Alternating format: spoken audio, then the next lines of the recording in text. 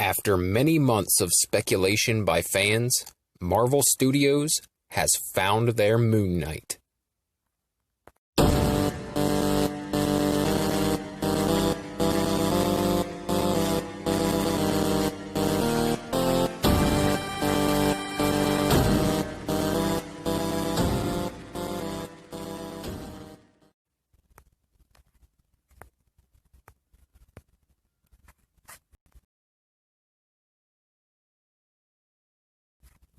Ladies and gentlemen, welcome back to Marvel Plus, the companion podcast for all Disney Plus Marvel series. My name is Brett Scott, I am your host, and this is the show. On previous episodes of Marvel Plus, we've discussed several casting decisions for the Disney Plus Marvel series, namely She-Hulk and Ms. Marvel. And while there's still some speculation over the legitimacy of the She-Hulk casting, this casting, it seems, is for real. Now, I try on this podcast to only report confirmed stories about these series. I could definitely go into speculating and theorizing about series, plots, and casting rumors, but that's not really what this channel is about. So I'd like to stick to confirmed reports and the premise of this channel, which is breaking down and reviewing each episode of the Disney Plus Marvel series as they release. I don't want to get into the weeds with rumors and speculation. I'd rather stick to the facts surrounding these shows and only give my opinion as it pertains to what actually happens in each episode. So if you're looking for rumors and theories and insider scoops, this is probably not the podcast for you. I created Marvel Plus as a companion podcast, and to the best of my ability, I'm going to try and stick to that premise. With that, let's get into this news. After many months of speculation about who would be cast, everyone from Shia LaBeouf to Keanu Reeves, the new Moon Knight, according to all reports, is Oscar Isaac. Oscar Isaac of Star Wars fame will be portraying a character that not many Marvel fans, including your host, know anything about. I know very little about this character, his powers, or backstory. And to be honest, I kind of want to keep it that way. For me, there's nothing better than letting a new story unfold. Going in with zero preconceptions or expectations. Experiencing something great for the very first time. That's one of the main reasons I want to avoid spoilers and rumors and leaks on this podcast. Because I don't want to know. I want to be surprised. Like, there are very few characters in the Marvel Universe that I'm unfamiliar with. But this is one of them. So, to the best of my ability, I'm going to try and limit my exposure to this character until the series arrives. What I will do, though, in today's episode is give you the actual factual news according to Screen Rant, word for word. So, let's dig into this article and see what they have to say about Oscar Isaac and Moon Knight.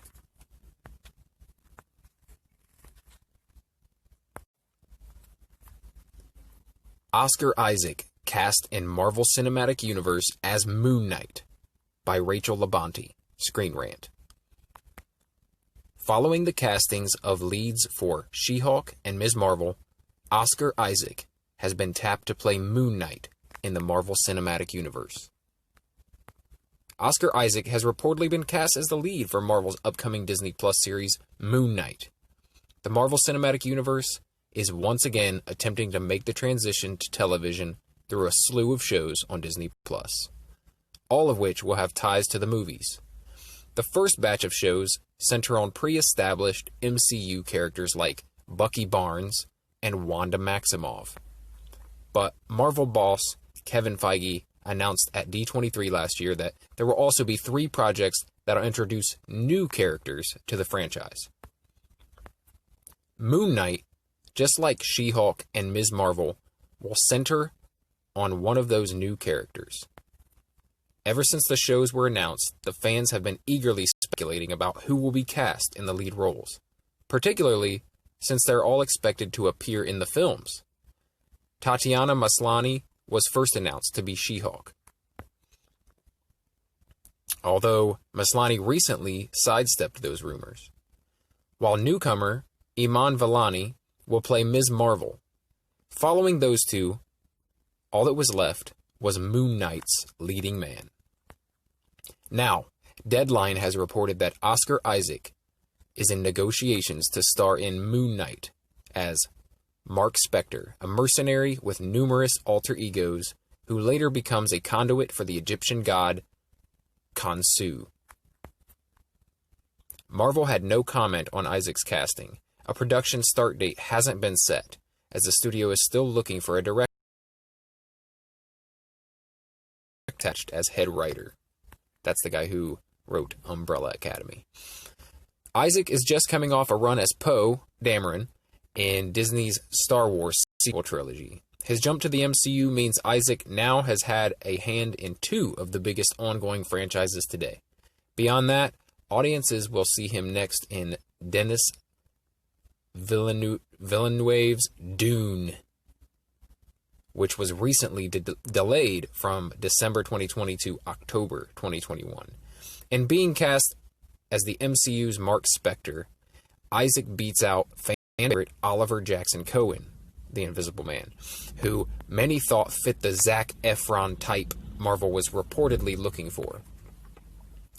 I don't know why they didn't just get Zac Efron, but okay. Nevertheless, Isaac's casting will likely be met with excitement from fans, particularly those who felt his last foray into the superhero genre, 2016's X-Men Apocalypse, missed the mark. Isaac is a talented actor who will fit perfectly into the MCU, and it'll be exciting to see how his role evolves. Currently, Moon Knight is only set for his Disney Plus show, but more projects are sure to follow. As to when Moon Knight could begin production, that's less clear. There were once reports it would start in November, but it's likely been delayed. However, now that the show has found its leading man, expect more progress to be made soon.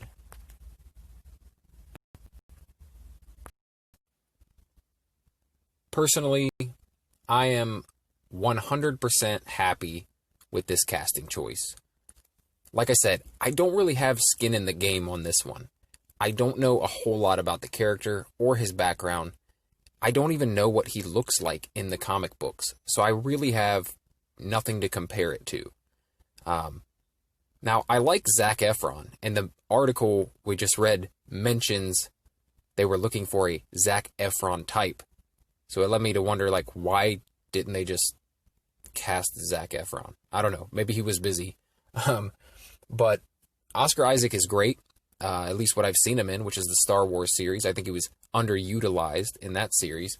But, yeah, I'm perfectly happy with this casting. So I'd love to hear what you guys think, too. So let me know. Like I said, reach out on Instagram or Twitter at RealBrettScott, and let me know what you think of the casting.